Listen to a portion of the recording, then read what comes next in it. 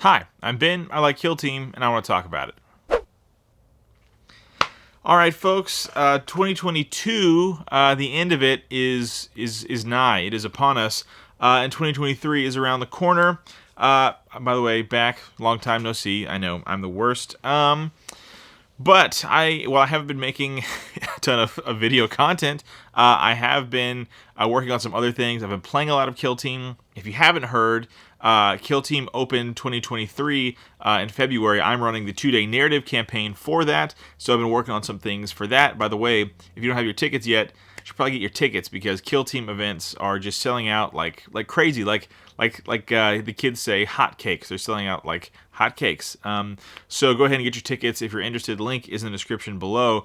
But I think Kill Team is in a really, really good place. I think Kill Team is actually just starting to hit its stride, really, in all honesty. And so I think that this year we've seen some great things. And just honestly, in the past 30 days, we've seen some big changes to the game for the better. There's been a lot of negativity about it, but I think it's absolutely for the better. And I want to talk about it because that's what we do here. So let's talk. Starting off with this, the what is it called? The Critical Ops, TAC Ops, and Mission Card Pack. This is rad, just so you know. This is super rad. And the first thing is first, thank you to the great folks, as always, at Warpfire Minis for providing this to me to get my hands on and play with and learn and stuff like that. This is sick. And if you're looking for, we all love Games Workshop products, okay? That's why we're here. We all love it, but we don't love paying the Games Workshop GW prices. And, while you could, get a discount on Amazon and feed the Amazon beast, you could also buy from Warpfire Minis. Their link is in the description. They have free shipping over $50 to the U.S., and they're just the best dudes in the world. And, why support Mr. Bezos when you could support, a friendly local game store? And they are the friendliest and the localist game store. I don't know if you knew that. So check them out, Warpfire Minis, description below. They're the best. So thank you guys for getting this to me. This is so good. This is the best thing that has happened to Kill Team in a long time, in my opinion. Maybe I'm easy to please. Maybe that's just, me. I'm a cheap date, I guess. But, Into the Dark, I loved. I have mostly been playing Into the Dark since Into the Dark dropped. Most of the time, when I'm running a game, when I'm teaching games, I like to teach on Into the Dark because Vantage is something that you can kind of work yourself into when it can be a lot to explain those line of sight issues up front. Maybe that's the better way to do things, just to jump in with both feet. But I like to do Into the Dark. Also, I just think it's a cooler setting for most people to jump into. But this is the best thing that's happened since then, and maybe more important than Into the Dark, all things probably considered. In here, as you know, are new TAC Ops for all of the 4 archetypes: Seek and Destroy, Security, Recon, and Infiltration. And there's new stuff. And there's also a PDF, free PDF from GW that changes 2 of those TAC Ops, one from Security, one from Recon, I think. Specifically for Into the Dark, there's Into the Dark rules. There's also in here is a bunch of different, map, objective layouts, maps, not terrain maps, but mission maps and stuff like that, and 3 different mission types. You guys probably already know how this works, and on that PDF online from GW, there is also the layouts for Into the Dark missions and stuff like that. This is great. I'm going to stop saying this is great. I've been testing this quite a bit now, running mostly Seek and Destroy with my 2 favorite teams at the moment.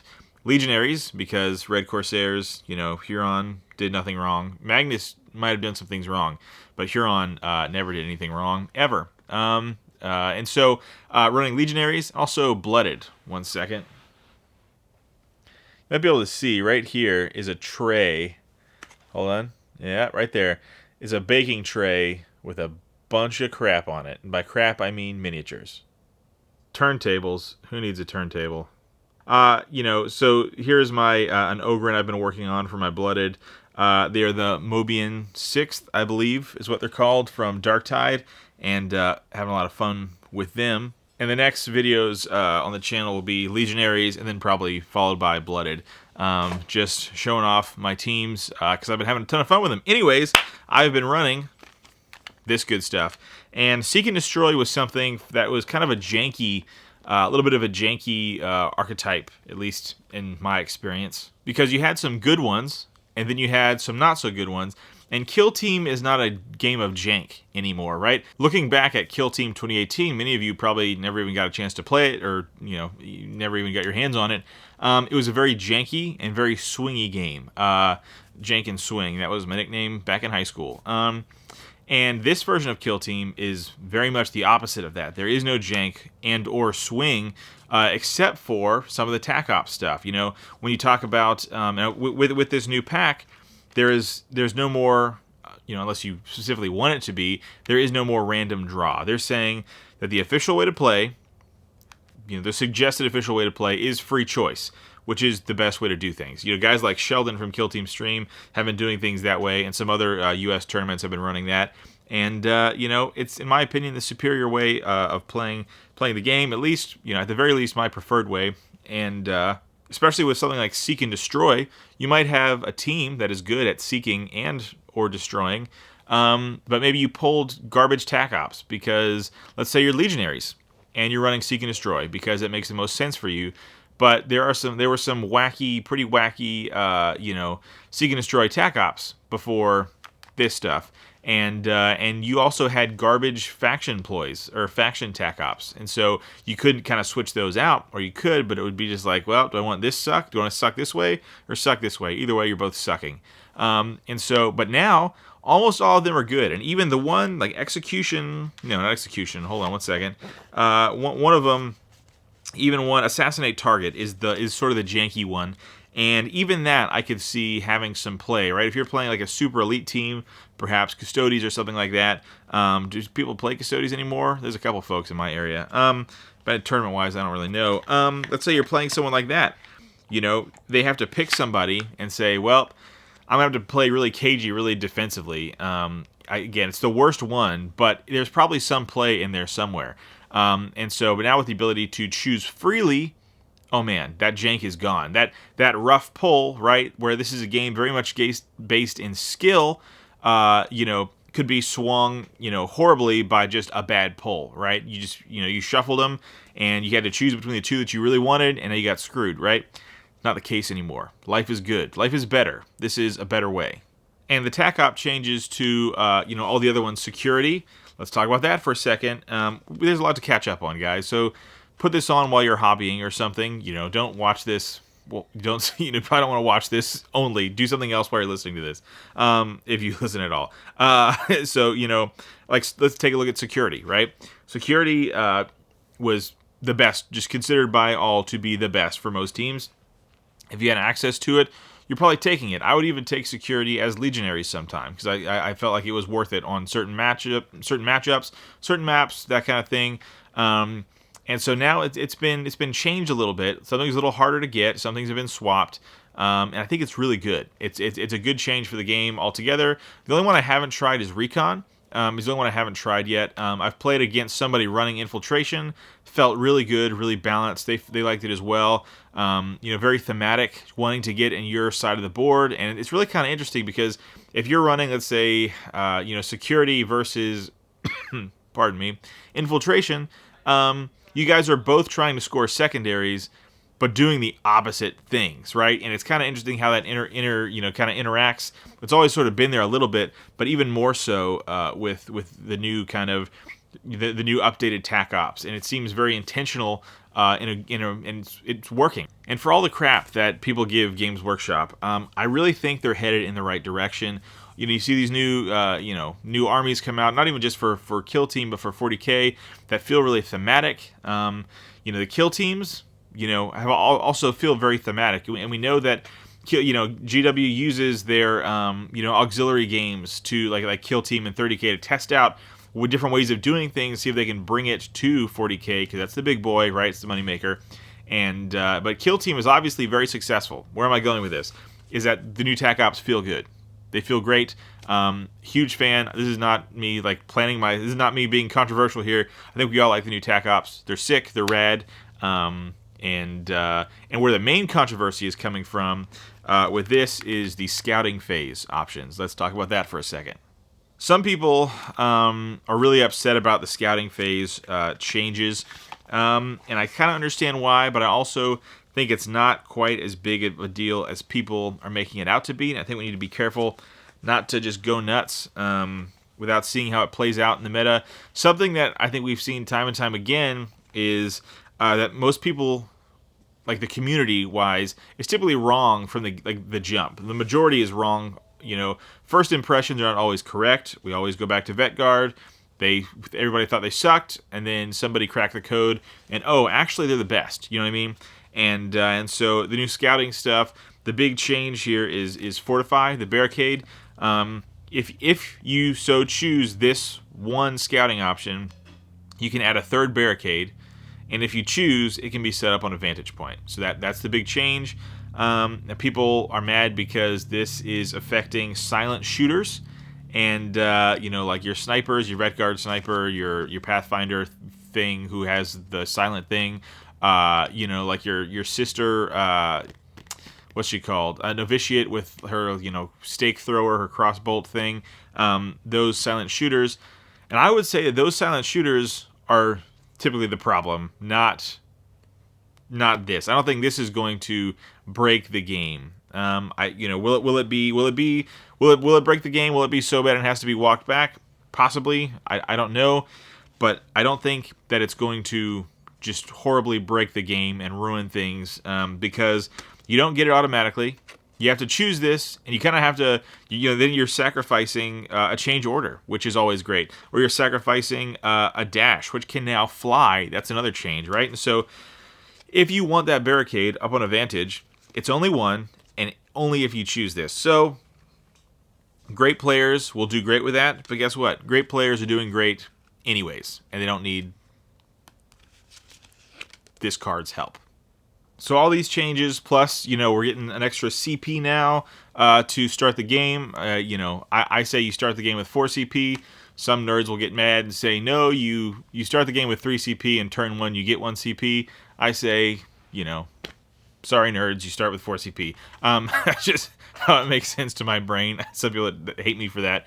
But that's a thing that's good for some teams and bad for others. Like, for my Legionary team, it's great for them because, they are a ploy-hungry team. They're kind of, you pick a mark, and you pick that mark for the ploys, right? That's why you see a ton of Nurgle. You see, some Tzeentch and stuff. That's why you're not seeing much Slaanesh, because one of their ploys is garbage.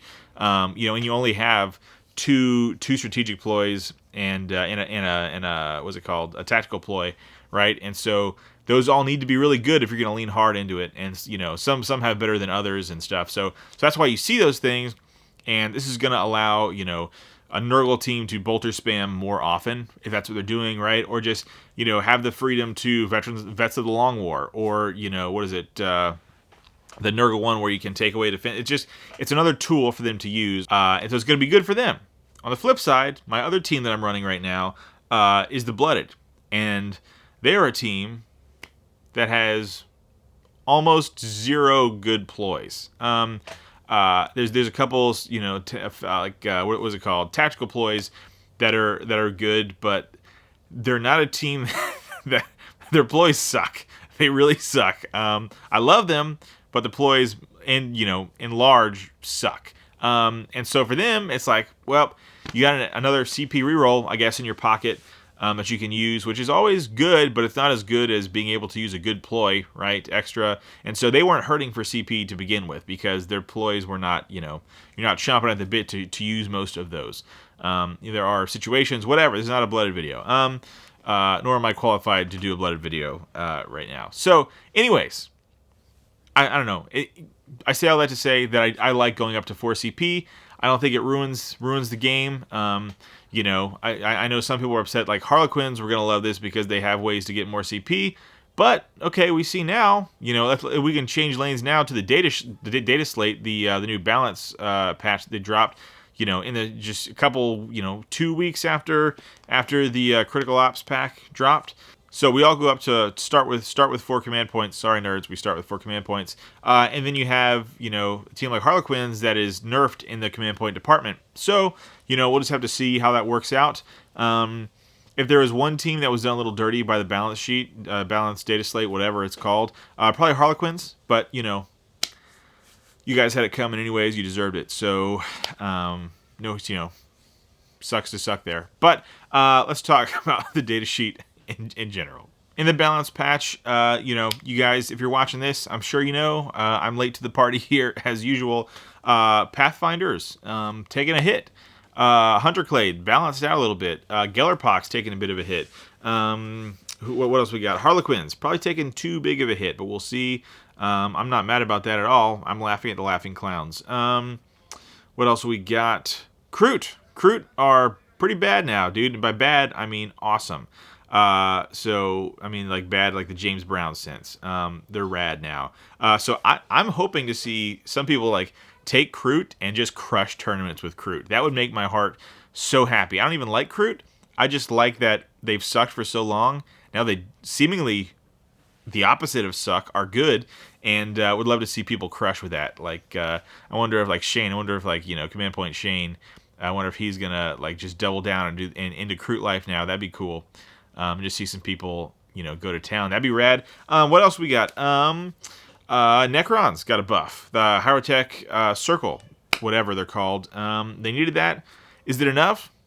Probably not. I don't think it's enough, but at least they're getting something. Phobos, one of the suckiest of the suckiest, is now sucking less. I should really broaden my vocabulary in this video. Forgive me, it's late. What else we got? Someone else got nerfed. I forget what happened, who it was. Yeah, Phobos is better now. Hold on. Oh yeah, Casterkin. They did not get a buff. And I'm not gonna feel some type of way about that. I'm not in my feelings. That's cool. That's fine. Apparently they're doing okay in the tournaments right now. But if people maybe want to take them to tournaments and not do good, that might help. Get them buffed up a little bit. Maybe they don't need it. Maybe I'm the fool. Maybe it's me. Hi, I'm the problem. It's me. My name is Ben. I'm the problem. So there's a lot of cool stuff in this data sheet overall, and what's nice is like in 40K, right? You see when something gets nerfed, it gets nerfed. It's like they don't nerf it, they like nuke it, right? So you have a team that's like just kicking butt and taking names, and they get nerfed, and everybody's selling everything, and they're offloading everything so they can chase the new meta. And because that team that got nerfed is now like just unplayable borderline. And here we don't see that. We have some things that I really love to see, and an example of that is the Hunterclade change, right? You have a team that's been topping tables and doing really well, and a lot of the top players have been gravitating towards them because they just have so many great tools. And now they're not ruined. But if you still want 11 bodies, you can have 11 bodies, but you have to take the 4 of the Ruststalkers or Sicarians or whatever it is, right? And I love that, right? In a game that doesn't have points, it's boring to take Vet Guard, for example, right? To take the Power Sword and Plasma Pistol. You're taking it every time. You never have a reason to take anything else. But what's evident in kind of like, for example, Blooded or Intercession Sergeant, right? Your Blooded Chieftain. If you want the plasma pistol, you have to take like the prison shank, right? And if you're an intercessor and you want the plasma pistol, you have to take the chainsword. But if you want the power sword, you have to take the worst shooting weapon. And so in a game that doesn't have points, that's really interesting, and I like that. It's fun. It might be fun at first to take plasma pistol, power fist, whatever, all the time. But when that's all you're taking because it's just the best thing, you tend to lose.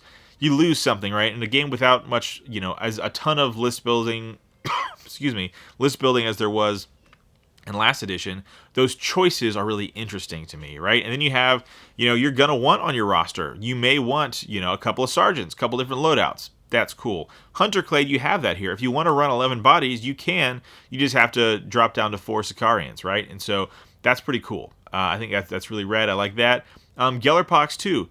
They're changed. They're nerfed a little bit. They're not nuked. They're just, toned down a little bit because I've been running a lot of teaching games lately, many of those involving Gellerpox, and I love them. They're super fun to play against. But if you're new, those Hulks will just wreck you and ruin you because if you can't stop them early, if you can't stop them quick, you're going to have a bad time. And so this doesn't nerf the Hulks are still as good as they always were, basically, with just less auras and stuff like that. But now everybody else, instead of a 5-up, it's a 6-up, Feel No Pain. I think that's a good, easy change. If that's not enough, you can tone up the nerf a little bit. But, when the game dropped and Custodies were kicking butt everywhere, this was a much different meta, right? They got nerfed hard, right? They took away they went from 4 APL to 3 APL, and a ploy was changed. I forget which one it was. And so now, I think that Custodies probably should be back up to 4 APL. I don't know if they'll ever do that, because that would have to retcon a change, and I don't know if that's, I don't know if GW wants to do that and portray themselves that way, to go back on a change. I don't know. But Custodies should have 4 APL, right? And when compared to a Space Marine, well, they just have more wounds and hit better. I think the 4 APL is probably would be a good move for them.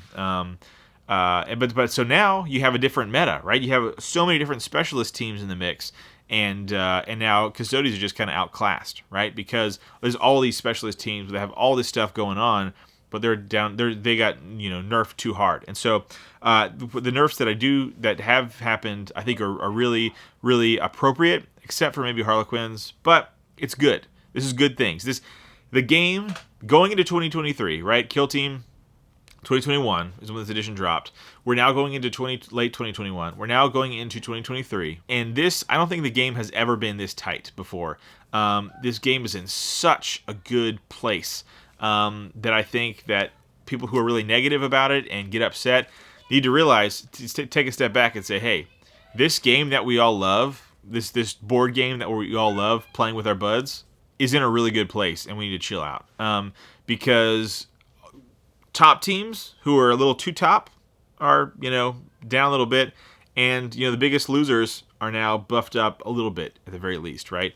And so I think the playing field is as level as it's ever been, and this is a great sign of things to come. Guys, let's think about it. Going into 2023, there are huge Kill Team tournaments going on. You have LVO that's selling out, right? Dakota and stuff is selling out like crazy. You have the KTO, right? That is going to be a huge tournament as well, right? And so you have all these events that are growing bigger and bigger, and with a game that is now tighter than it's ever been, right? Gameplay is tighter, balance is tighter, the tolerances are closing in, and if Kill Team is your main game, life is really good right now. Maybe unless you're playing Casterkins or something, I don't know. But even if you're playing them, they still have cool stuff going on, right? And so if this is your main game, life is pretty good, right? Compared to 40K, where swings and balances are way off, right? And some teams just don't even have a chance.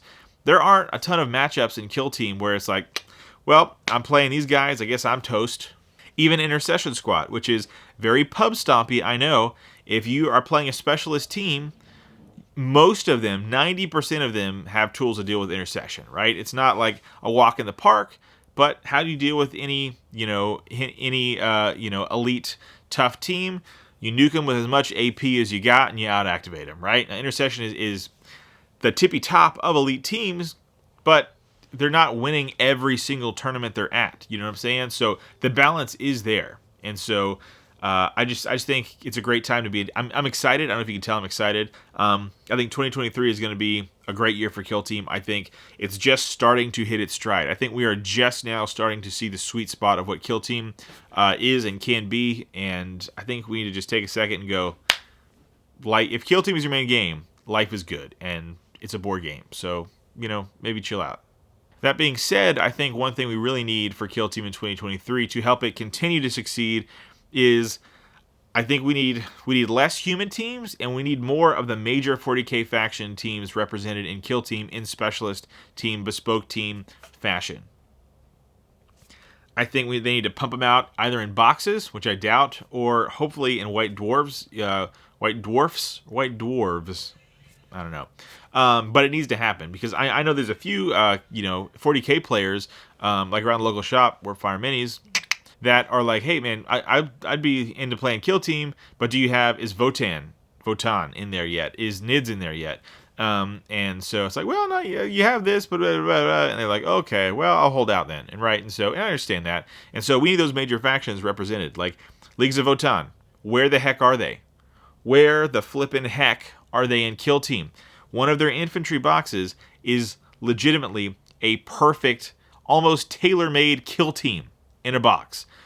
Where are the rules, guys? Give us the rules. We need the rules. We need to see them. NIDS as well, probably, speculation just from rumors, if you just put 2 and 2 together, maybe around the launch of 10th, whenever that is. I hope sooner than that. I don't know when that would be, but I hope like tomorrow we get NID rules. That would be best for me. And so I think we need that stuff. Grey Knights maybe. I don't know. Space Marines are cool already. But we need the major factions represented, so that people coming from 40K have an easy boop. This is my team. Here's the rules. I'm good, right? And more than just I know the compendium does that, but not long term. It doesn't hold them long term. So that's the biggest thing that I think that we need to see in 2023 for Kill Team. What do you think the most important thing that we need to see this year for Kill Team is? I would love to know. I know I've been away for a minute, as the children say, 2 months. But here I am. I'm back, and I've never left Kill Team Casuals. I've always been on the internet in that form. But here we are, guys. Starting another new job. Will give me more time to do this. I'm super pumped. And so Kill Team's in a great spot, I think. Let me know what you think. As always, thank you for liking and commenting and subscribing and being so nice and cool on the internet. Link in the description, again, Warpfire Minis. They're the best. Kill Team Open, get your tickets. They're also the best. There is a Patreon down there, like as a tip jar if you're interested. And if you want to just go the extra mile, you can. We do monthly hobby hangouts, and we'll be getting one scheduled for January here in the next little bit. So, guys, thank you so much for watching. It's been drinking from a fire hose, or vomiting a fire hose. Yuck, that's disgusting. About Kill Team stuff. And there's a lot to catch up on, and life is good. So next couple of vids will be Legionaries, and then probably Blooded, and then we'll go from there. So thanks so much. I'm going to go to bed, and catch you later.